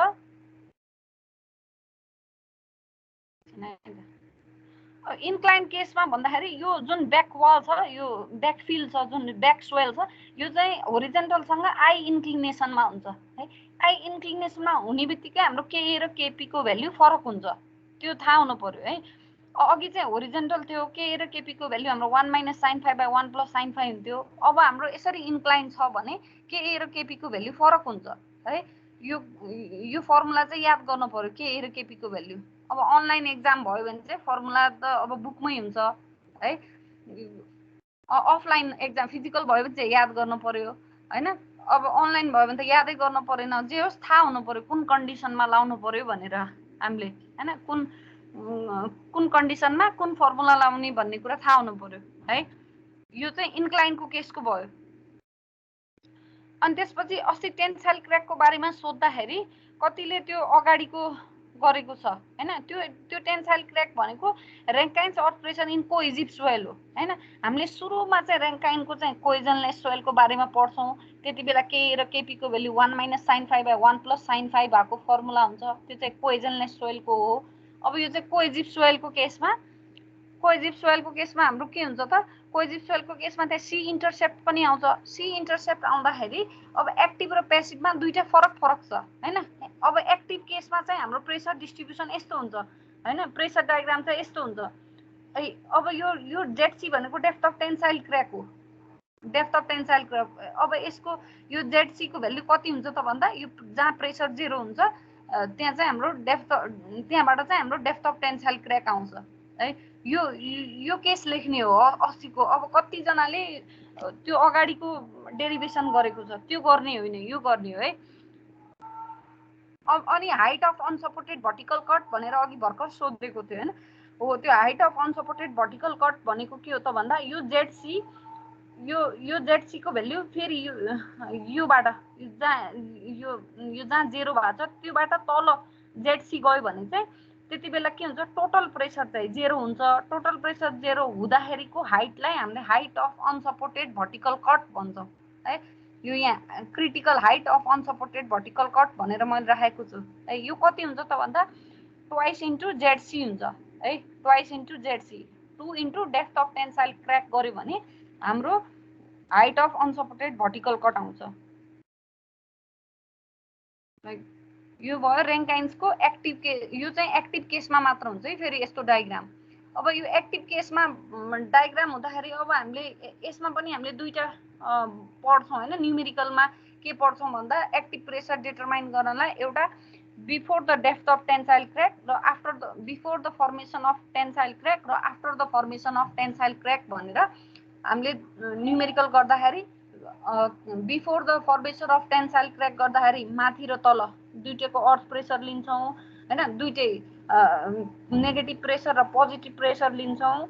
अनि after the formation of tensile crack गर्दाखेरि हामीले तलको मात्र गर्छौँ, पोजिटिभ प्रेसर मात्र लिन्छौँ है। यो चाहिँ कोहेजिभ सोइलको एक्टिभ केसको कुरा भयो। कोहेजिभ सोइलको एक्टिभ केसको रेङ्काइनको कोहेजिभ सोइलको एक्टिभ केसको कुरा भयो है। अब त्यसपछि रेङ्काइनको प्यासिभ केसमा चाहिँ यस्तो प्रेसर डायग्राम हुन्छ। प्यासिभमा कतिले अस्ति न्युमेरिकल पनि गरेको छैन हैन। त्यो हामीले प्यासिभ केसको न्युमेरिकल सोद्धाखेरि यो डायग्राम युज गरेर चाहिँ हामीले प्यासिभको earth pressure total earth pressure determine गर्नु थियो भने यो प्यासिभको केसमा जहिले पनि कोहेजिभ केसमा कोहेजिभ सोइलको प्यासिभको केसमा चाहिँ यो अर्थ प्रेसर डायग्राम हुन्छ। अनि त्यसरी नै न्युमेरिकलहरु सबै मैले हरेक केसको न्युमेरिकलहरु राखेको छु यहाँ। त्यो न्युमेरिकलहरु हेर्ने है। यो भयो रेङ्काइनको कन्डिसन भयो। के भयो त रेङ्काइनमा हामीले एउटा चाहिँ रेङ्काइनमा हाम्रो सिम्पल जुन ब्याक सोइल छ त्यो चाहिँ होरिजेन्टल भयो भने कुन फर्मुला लाउने अथवा इन्क्लाइन भयो भने कुन फर्मुला लाउने र कोहेजिभको केसमा भनेर तीनटा केस पढ्यौं हैन। तीनटा केस रेङ्काइनको भयो। जहिले पनि रेङ्काइन आउने बित्तिकै के बुझ्नु पर्यो भन्दा यो ब्याक वाल जहिले 90 डिग्री हुन्छ भर्टिकल हुन्छ है। 90 डिग्री हुन्छ भर्टिकल हुन्छ। हामीले जहिले पनि रेङ्काइन थ्योरी भनेर बुझ्नु पर्यो। रेङ्काइन थ्योरी लाउनु पर्यो यो केसमा भनेर अर्थ प्रेसर क्याल्कुलेट गर्दाखेरि। अब त्यसपछि चाहिँ हाम्रो अर्को थ्योरी छ कलम्स अर्थ प्रेसर थ्योरी छ हैन। कलम्स अर्थ प्रेसर थ्योरीको एजम्सन नै के छ त भन्दा कलम्स अर्थ प्रेसर थ्योरीको अब अघि रेङ्काइनमा चाहिँ यो ब्याक वाल हाम्रो भर्टिकल हुन्थ्यो भने अब चाहिँ यहाँ भर्टिकल हुँदैन। यहाँ चाहिँ होरिजेन्टलसँग यो ब्याक वाल जुन एबी भन्ने वाल छ त्यो वालले के गरेको हुन्छ कुनै एउटा इन्क्लिनेसनमा हुन्छ हैन। कुनै एउटा इन्क्लिनेसनमा हुन्छ एंगल बनाएको हुन्छ। अनि अर्को कुरा चाहिँ के बुझ्नु पर्यो भन्दा कलम्समा यो सोइल र यो वालको बीच फ्रिक्सन डेभलप हुन्छ भनेर फ्रिक्सनको भ्याल्यु दिएको हुन्छ है। फ्रिक्सनको भ्याल्यु कति हुन्छ त भन्दा डेल्टा। त्यो डेल्टा भनेर दिएको हुन्छ। अब हाम्रो प्रेसर चाहिँ यो केसमा प्रेसर कहाँ लाग्छ त भन्दाखेरि जहिले पनि कलम्सको केसमा वालमै लाग्ने भयो। वालमै लाग्दाखेरि कसरी लाग्छ त भन्दा यो नर्मलसँग यो अर्थ प्रेसरले डेल्टा एंगल बनाएको हुन्छ है। यो जुन वाल छ यो एबी भन्ने जुन वाल छ यो फिगरमा हेरौँ है। यो एबी भन्ने जुन वाल छ यो वालको नर्मल कम्पोनेन्टसँग यो अर्थ प्रेसरले डेल्टा एंगल बनाएको हुन्छ है। डेल्टा एंगल डेल्टा भनेको के हो त friction between soil and wall है। Friction between soil and wall हो। जहिले पनि कलम्समा अर्थ प्रेसर लाग्दाखेरि कलम कसरी लाग्छ त यो रिटेनिङ वाल छ भने यो रिटेनिङ वालको नर्मलसँग डेल्टा एंगल बनाएर लाग्छ है। यो चाहिँ कलम्स थ्योरी भयो। जहिले पनि कलम्स थ्योरीमा के बुझ्नु पर्यो यो ब्याक वाल जहिले पनि ब्याक वाल के हुन्छ इन्क्लाइन्ड हुन्छ हैन। ब्याक वाल इन्क्लाइन्ड हुन्छ अनि फ्रिक्सन डेभलप हुन्छ सोइल र वालमा। त्यो फ्रिक्सन एंगल भनेको कति हो डेल्टा। यति कुरा रेङ्काइन र कलम्समा यसरी डिफरेन्स छ है। अब हामीले कहिलेकाहीँ न्युमेरिकलमा जसरी रिटेनिङ वालको स्टेबिलिटी सोध्यो स्टेबिलिटी सोद्धाखेरि चाहिँ अब न्युमेरिकल यस्तो टाइपको क्वेसन दियो भने अब त्यति बेला हामीले अर्थ प्रेसर थ्योरी लाउँदा कलम्स थ्योरी लाउनु पर्यो। केए र केपीको भ्याल्यु कलम्स थ्योरीबाट लाउनु पर्यो है। अनि प्रेसर जहिले पनि प्रेसर लाग्दा कसरी लाग्छ भन्ने कुरा कलम्समा प्रेसर लाग्दाखेरि कसरी लाग्छ त यो पिए जुन यहाँ पिए देखाएको छ त्यो पिए नर्मलसँग डेल्टा एङ्गलमा लाग्छ भन्ने कुरा जान्न पर्यो है। अब यसको डेरिभेसन चाहिँ मैले सबै बुझ्ने गरी राखेको छु हैन, सब कसरी आएको भनेर थ्योरी पनि सबै छ यसमा। अब हो यो केए र केपी को भ्यालु चाहिँ यस्तो हुन्छ के, अब यो थाहा हुनु पर्यो अल्फा भनेको के हो, फाइ भनेको के हो, डेल्टा भनेको के हो, बिटा भनेको के हो, यो चाहिँ थाहा हुनु पर्यो है। यो त्यो अघिको चाहिँ एक्टिभ केस भयो, यो चाहिँ प्यासिभ केस भयो। यो चाहिँ कलम्स थ्योरीको कुरा भयो है। डेरिभेसन सोध्यो भने चाहिँ एक्टिभ र प्यासिभमा कुनै एउटा डेरिभेसन सोध्यो भने चाहिँ त्यो यो हामीले यसमा के गर्छौँ त फोर्स ट्रायंगल बनाउँछौँ। फोर्स ट्रायंगल बनाएर फोर्स ट्रायंगल बनाएर अनि साइन लगाएर डेरिभेसन गर्ने हो हैन। यो चाहिँ खासै स्टेप बाइ स्टेप सबै छ यसमा। यो हेर्ने कन्फ्युजन भयो भने पछि मलाई सोध्दा हुन्छ। यो चाहिँ कलम्स अर्थ प्रेसर थ्योरी भयो है। अनि त्यसपछि अघि ग्राफिकली हाम्रो अघि क्वेसन सोधेको थियो नि, ग्राफिकली एक्टिभ अर्थ प्रेसर कसरी डिटरमाइन गर्न सकिन्छ त भनेर है। त्यो ग्राफिकल मेथड भनेको यो चाहिँ कुलमन्स ग्राफिकल कन्स्ट्रक्सन मेथड भनेर भन्यो हैन। एक्टिभ र प्यासिभ केस दुईटैको लागि छ। अब यो एक्टिभ र प्यासिभ केसमा चाहिँ अब यो कसरी निकाल्ने त कुलमन्स ग्राफिकल कन्स्ट्रक्सन अर्थ प्रेसर भनेर यो अस्ति पनि भनेको थिएँ हैन मैले। पहिला चाहिँ हामीले के गर्नु, दुईटा लाइन ड्र गर्न पर्यो हैन। यो एउटा फाइ लाइन हुन्छ, यो फाइ लाइन भनेको फाइ एङ्गलमा यो एई भनेको फाइ लाइन हो हैन। एडी भनेको प्रेसर लाइन हो। अनि त्यसपछि बिई भनेको ग्राउन्ड लाइन हो है। ग्राउन्ड लाइन हो। पहिला हामीले ग्राउन्ड लाइनलाई इक्वल इन्टरसेप्टमा डिभाइड गर्छौँ है।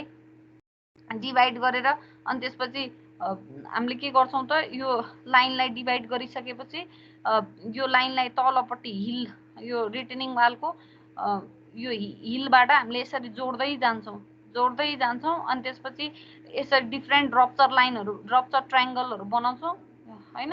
फेलियर सर्फेसहरू, ट्रायल वेजेसहरू बनाउँछौँ। यो ट्रायल वेजको वेट निकाल्छौँ। यो वेटलाई चाहिँ यो फाइ लाइनमा प्लट गर्छौँ। फाइ लाइनमा प्लट गरिसकेपछि हाम्रो यो फाइ लाइनबाट प्लट गरेको पोइन्टबाट चाहिँ यो प्रेसर लाइनसँग प्यारलल हुने गरी लाइन तान्छौँ। एउटा कर्भ आउँछ हैन। यो डिफ्रेन्ट कर्भ आउँछ। त्यो कर्भलाई एउटा टेन्जेन्ट हुने गरिकन, फाइ लाइनसँग टेन्जेन्ट हुने गरिकन लाइन कोर्स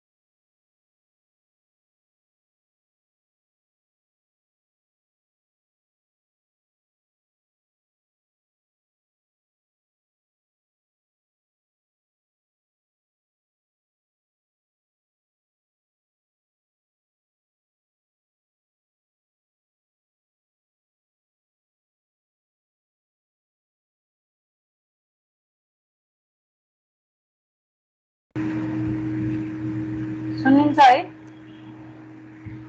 इन्टरनेट नै गयो कि मेरो।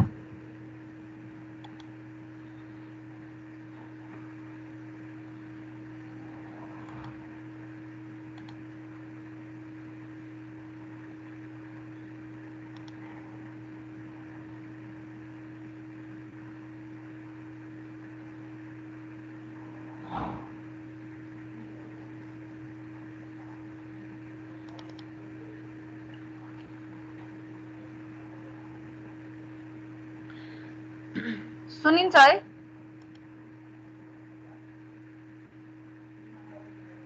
हेलो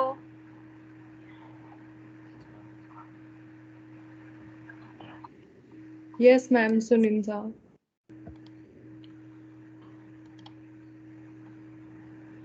यो त जति भने पनि त्यही हो हैन, सबै भनिसकेको छ। अब केही प्रब्लम छ भने मलाई सोध, केही पढ्दाखेरि केही प्रब्लम छ भने न्युमेरिकलहरु आएन भने सोध्दा हुन्छ अहिले है। अब यो त पहिले भनिसकेको रेकर्डिङै होला है, यो त सबै थ्योरीहरु।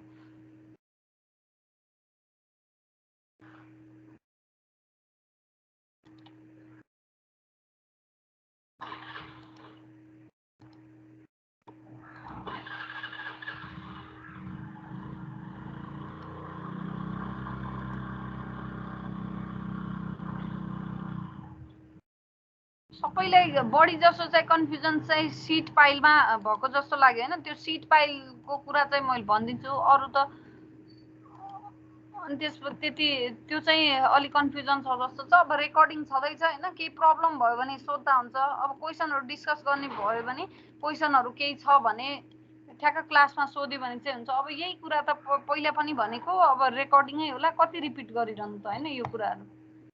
कसैले के पढ्दाखेरि नबुझेको कुरा सोध्दा हुन्छ। रिटेन उसको के रे सिट पाइलको चाहिँ धेरैलाई कन्फ्युज भएको थियो, त्यो सिट पाइलको चाहिँ मैले भनिदिन्छु यहाँ है।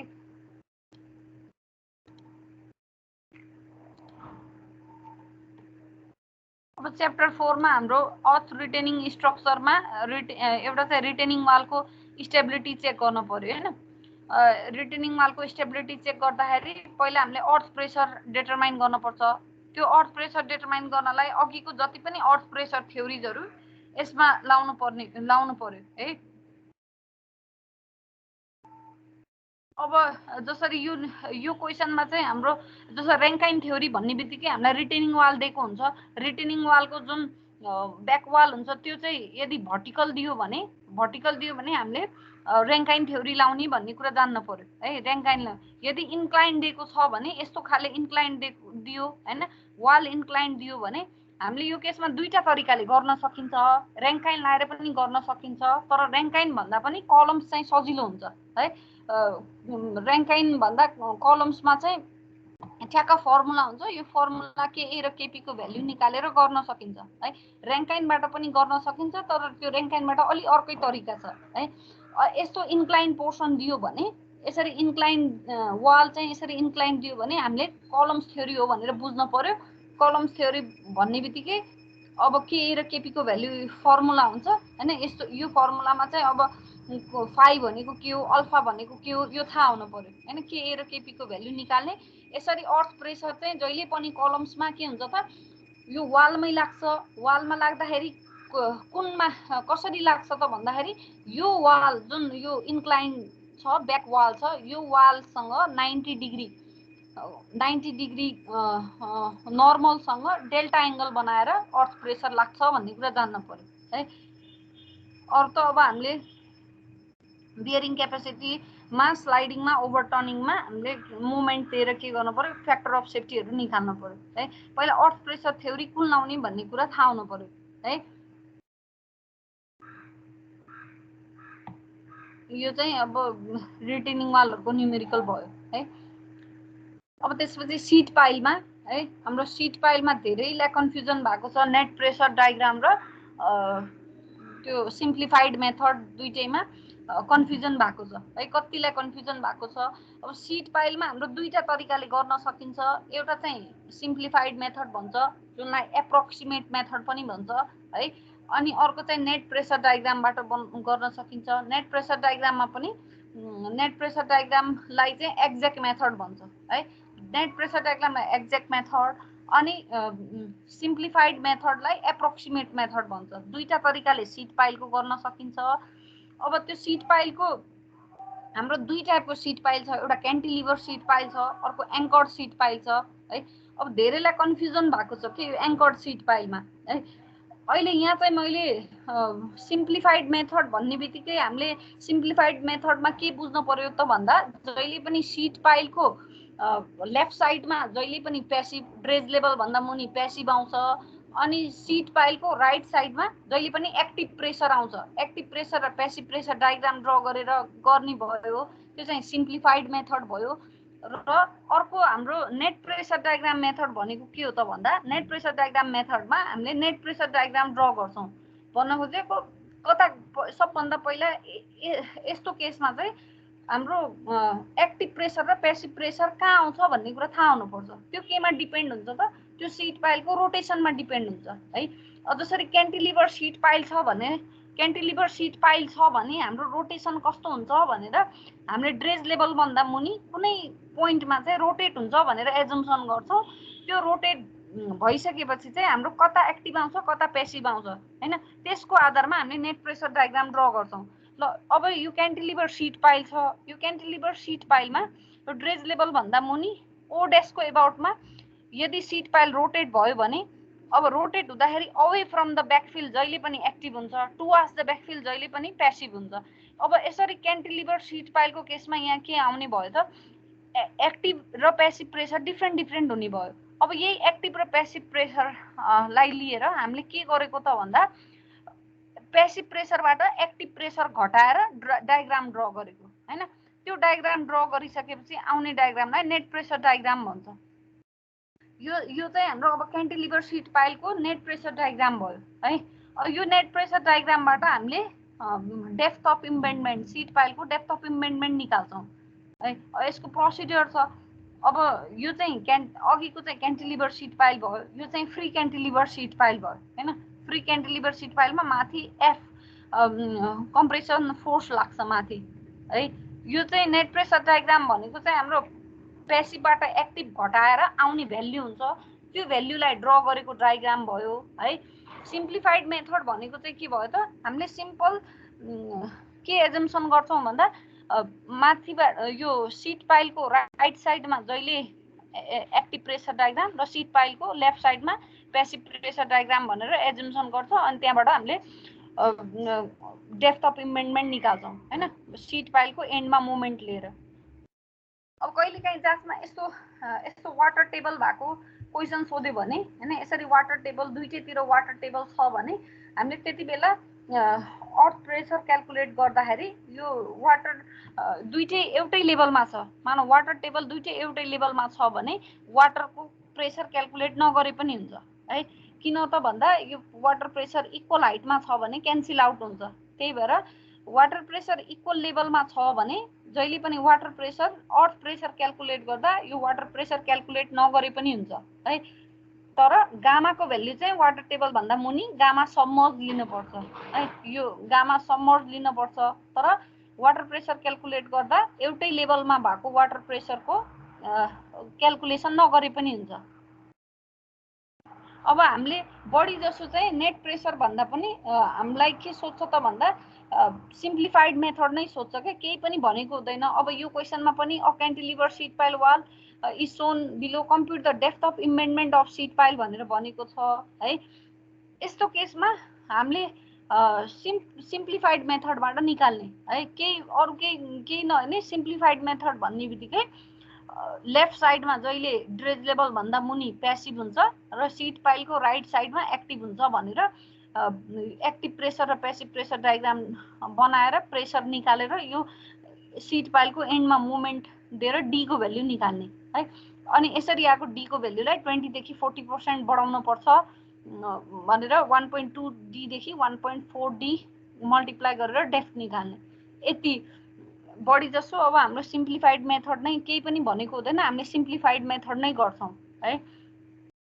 तर कहिलेकाहीँ नेट प्रेसर डायग्राम बाट गर भन्यो भने त्यो पनि जान्नु पर्यो है। यो चाहिँ क्यान्टिलिभर सिट पाइलको कुरा भयो। अब त्यसपछि क्यान्टिलिभर सिट पाइल पछि हामीले फिक्स सर्ट सपोर्ट र फ्री हाम्रो एङ्कर्ड सिट पाइलको कुरा गर्छौँ हैन। अब एङ्कर्ड सिट पाइलमा पनि दुईटा केसेस छ, एउटा फ्री अर्थ सपोर्ट छ, अर्को फिक्स सर्ट सपोर्ट छ है। एङ्कर्ड सिट पाइल जुन चाहिँ माथिबाट एङ्कर्ड गरेको हुन्छ हैन, त्यो एङ्कर्ड गर्दाखेरि दुईटा टाइपको छ, एउटा फ्री छ अर्को फिक्स छ। अब फ्री र फिक्समा के डिफरेन्स छ त भन्ने कुरा है। अब फ्रीमा चाहिँ हामीले के एजुम्सन गरेको हुन्छ भन्दा फ्रीमा चाहिँ यसको डिफ्लेक्सन प्याटर्न चाहिँ यस्तो हुन्छ हैन। यो ब्लू लाइनले जुन देखाएको चाहिँ यो चाहिँ डिफ्लेक्सन प्याटर्न हो भन्नको। यो डिफ्लेक्ट हुँदाखेरि कसरी डिफ्लेक्ट हुन्छ त भन्दा अब यहाँ सिट पाइलको लेफ्ट साइडमा पुरै एक्टिभ प्रेसर आउँछ र सिट पाइलको राइट साइडमा सिट पाइलको राइट साइडमा पुरै एक्टिभ आउँछ। सिट ड्रेज लाइन भन्दा मुनि सिट पाइलको लेफ्टमा पेसिभ प्रेसर आउँछ है। पेसिभ प्रेसर आउँछ। यो ब्लू लाइनले यसरी हाम्रो सिट पाइल देखाएको छ। यो सिट पाइल यो ब्लू लाइन चाहिँ डिफ्लेक्ट भएको सेप देखाएको हैन। यो चाहिँ डिफ्लेक्ट हुने बित्तिकै यो राइट साइडको लागि त यो अवे फ्रम द ब्याकफिल भयो। अवे फ्रम द ब्याकफिल हुने बित्तिकै यो हाम्रो यहाँ चाहिँ के हुने भयो, एक्टिभ प्रेसर हुने भयो। अनि त्यसपछि यो ड्रेज लाइन भन्दा मुनि यो डी डेप्थमा के छ त, यो डी डेप्थमा टुवार्ड्स द सोइल भएको छ हैन। यो सिट पाइल चाहिँ यो माटोको लागि यता कम्प्रेस भएको छ भने यहाँ पेसिभ आउने भयो। अब यो पुरै एक्टिभ हुने भयो, यहाँ पुरै पेसिभ हुने भयो। अब हामीलाई यसको पनि दुईटा मेथड हुने भयो कि सिम्प्लिफाइड मेथड युज गर्छौँ कि नेट प्रेसर डायग्राम युज गर्छौँ हैन। अब सिम्प्लिफाइड मेथडमा चाहिँ हामीले यतापट्टि एक्टिभ प्रेसर डायग्राम बनाउँछौँ राइट साइडतिर, अनि त्यसपछि लेफ्ट साइडतिर पेसिभ प्रेसर डायग्राम बनाउँछौँ। अनि हामीले यो एमको एबाउटमा जहाँ एङ्कर्ड भएको हो त्यहाँको एबाउटमा मोमेन्ट लिएर डेप्थ अफ एम्बेडमेन्ट निकाल्छौँ। यदि अब नेट प्रेसर डायग्राम बनाउनु छ भने अब हाम्रो यहाँ पुरै एक्टिभ आउँछ, यहाँ पेसिभ आउँछ। अब पेसिभबाट एक्टिभ घटाइसकेपछि आएको डायग्राम युज गरेर नेट प्रेसर डायग्राम युज गर्छौँ है। नेट प्रेसर डायग्राम युज गरेर हामीले डेप्थ अफ एम्बेडमेन्ट निकाल्छौँ। फ्री अर्थ सपोर्ट मेथडमा पोइन्ट अफ कन्ट्राफ्लेक्चर कतै पनि आउँदैन है। एङ्कर्ड भएको तल बेन्डिङ मोमेन्ट कतै जेरो हुँदैन। यो बेन्डिङ मोमेन्ट डायग्राम यहाँ दिएको छ। यसको तरिका एउटा हुने भयो गर्ने। अब फिक्स अर्थ सपोर्ट मेथडमा हाम्रो फरक छ। फिक्स अर्थ सपोर्ट मेथड भन्ने बित्तिकै यो तलपट्टिको जुन ड्रेज लाइन भन्दा मुनिको सिट पाइल चाहिँ फिक्स छ भन्ने एजुम्सन हुन्छ के। फिक्स तल चाहिँ फिक्स छ भन्ने एजुम्सन हुन्छ। अब यसको डिफ्लेक्सन प्याटर्न फरक हुन्छ। यसको डिफ्लेक्सन प्याटर्न फरक हुने बित्तिकै यसको बेन्डिङ मोमेन्ट डायग्राम पनि फरक हुन्छ। अब यो बेन्डिङ मोमेन्ट डायग्राममा यहाँ चाहिँ यो ड्रेज लाइन भन्दा मुनि कुनै एउटा पोइन्टमा चाहिँ हाम्रो बेन्डिङ मोमेन्ट जेरो हुन्छ। त्यो बेन्डिङ मोमेन्ट जेरो भएको पोइन्टलाई पोइन्ट अफ कन्ट्राफ्लेक्चर भन्छौँ। जहाँ पोइन्ट अफ कन्ट्राफ्लेक्चर आउँछ क्वेसनमा पोइन्ट अफ कन्ट्राफ्लेक्चर आयो भने यो चाहिँ फिक्स अर्थ सपोर्ट मेथड हो भन्ने कुरा बुझ्न पर्यो है। फिक्स अर्थ सपोर्ट मेथड जहाँ पोइन्ट अफ कन्ट्राफ्लेक्चर आउँछ त्यो भनेको हाम्रो फिक्स अर्थ सपोर्ट मेथड हो है। अब यो फिक्स अर्थ सपोर्ट मेथडमा हामीले इक्विभ्यालेन्ट बीम मेथडबाट गर्छौँ है। इक्विभ्यालेन्ट बीम मेथड भनेर छ। त्यो इक्विभ्यालेन्ट बीम मेथडबाट फिक्स अर्थ सपोर्टको क्याल्कुलेसन हुन्छ। यो चाहिँ बुझ्न पर्यो है। अब त्यो यसमा इक्विभ्यालेन्ट बीम मेथडमा पनि अब डायग्राम युज गर्दा हामीले जुनसुकै डायग्राम पनि युज गर्न सक्छौँ। कि त सिम्प्लिफाइड डायग्राम युज गर्न सक्छौँ कि त नेट प्रेसर डायग्राम, दुईटा डायग्राम युज गरेर गर्न सकिन्छ है। एउटा सिम्प्लिफाइड अर्को नेट प्रेसर, त्यो दुईटा मध्ये जुन डायग्राम युज गरेर पनि हामीले इक्विभ्यालेन्ट बीम मेथड लाएर गर्ने हो फिक्स अर्थ सपोर्ट मेथडमा हो। यो कुरा फेरि अस्ति यो न्युमेरिकल दिँदाखेरि कतिले हो एउटा डाइरेक्ट फर्मुला राखेको छ यो बुकहरुमा कतै पनि छैन, तर स्टुडेन्टहरुले सबैले एउटा डाइरेक्ट फर्मुला युज गरेको छ के है। त्यो डाइरेक्ट फर्मुला 10 मार्क्सको न्युमेरिकल आयो भने त्यो जुन गाइडमा सल्युसनमा त्यो एउटा डाइरेक्ट फर्मुला युज गरेर गरेको छ त्यो चाहिँ नगर्नु है। त्यो एसेसमेन्टमा चाहिँ गरे मैले फुल मार्क्स दिए, तर बोर्डमा आयो भने चाहिँ त्यसरी नगर्नु है। त्यो स्ट्यान्डर्ड बुकहरुमा कतै पनि छैन, त्यो गाइडमा मात्र छ त्यो। त्यही भएर त्यो गर्ने तरिका होइन। किन भन्दा हाम्रो इक्वेसन चाहिँ हैन सबैले त्यो फर्मुला युज गरेको छ। सिट पाइलको मैले एउटा न्युमेरिकल दिएको थिएँ, त्यसमा के गरेको छ भन्दा हेर यहाँ चाहिँ बुकहरुमा चाहिँ यो यसो थर्ड डिग्री इक्वेसन आउँछ, थर्ड डिग्री इक्वेसन आएर डी को भ्यालु आउँछ अनि त्यहाँ चाहिँ डाइरेक्ट फर्मुला लेखेको छ। त्यो चाहिँ हिन्ट, त्यो चाहिँ एकदम सर्टकट मेथड भयो के 10 मार्क्सको न्युमेरिकल आयो भने त्यसरी मार्क्स दिन्न होला त्यो त्यो त्यो तरिकाले गरेको छ भने है। अस्ति मैले यही क्वेसन सोधेको थिएँ हैन, यो जाँचमा एसेसमेन्टमा कतिले ल यो आरएस को भ्यालु निकालेको छ, टेन्सन निकालेको छ र तल यो डेप्थ अफ इम्बेडमेन्ट निकाल्दाखेरि डाइरेक्ट फर्मुला युज गरेको छ क्या, फर फिक्स्ड सपोर्ट मेथड भनेर। त्यो चाहिँ जाँचमा आयो भने चाहिँ त्यसरी नगर्नु, मोमेन्ट एकजनाले मात्र यसरी गरेको छ यसरी चाहिँ गर्ने है। त्यो 10 मार्क्समा आयो भने चाहिँ मार्क्स दिन्न होला। त्यो कतै पनि बुकमा, त्यो हामीले पढ्ने कोर्स बुकमा कतै पनि फर्मुला छैन, त्यो गाइडमा भएको फर्मुला चाहिँ युज नगर्नु है। त्यो मैले इक्वेसन पनि ट्राई गरेको, यो थर्ड डिग्री इक्वेसन आउँछ त्यहाँ चाहिँ 2 स्टेपमा एन्सर आउने छ, त्यो फर्मुला चाहिँ युज नगर्ने है। त्यो फर्मुला जाँचमा बोर्डमा चाहिँ त्यो चाहिँ स्टेप बाइ स्टेप गर्ने। अब हामीले फिक्स्ड सपोर्ट मेथडमा जहिले पनि फिक्स्ड सपोर्ट मेथडमा इक्विभ्यालेन्ट बीम मेथडबाट गर्छौं। इक्विभ्यालेन्ट बीम मेथड भन्ने बित्तिकै दुईटा बीम एजुम्सन गर्छौं। अब दुईटा बीम कहाँबाट कहाँ हुन्छ, एउटा चाहिँ माथिबाट पोइन्ट अफ कन्ट्राफ्लेक्चर सम्मको एउटा मेथड, एउटा बीम हुन्छ, पोइन्ट अफ कन्ट्राफ्लेक्चर देखि तलसम्मको अर्को बीम हुन्छ। यो दुईटा बीम एजुम्सन गरेर गर्छौं। त्यही बीम एजुम्सन गरेर स्टेप बाइ स्टेप मोमेन्ट लिएर गर्ने। एउटा मोमेन्ट इक्वेसन लेखेर त क्याल्कुलेटरमा हान्दा आइहाल्छ त एन्सर है।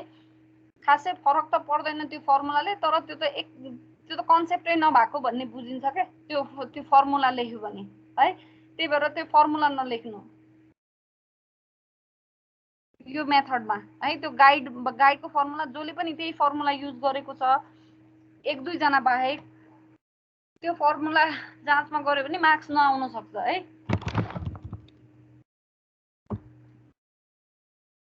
यो फिक्स्ड सपोर्ट मेथडमा यो न्युमेरिकलमा अस्ति एसेसमेन्टको न्युमेरिकलमा यति पछि डाइरेक्टली एन्सर आएको छ। त्यो चाहिँ अलि बोर्डमा चाहिँ हुन्न होला है, त्यो चाहिँ ध्यान दिने। ल यति नै हो, अब रिभाइज गर्न पर्ने।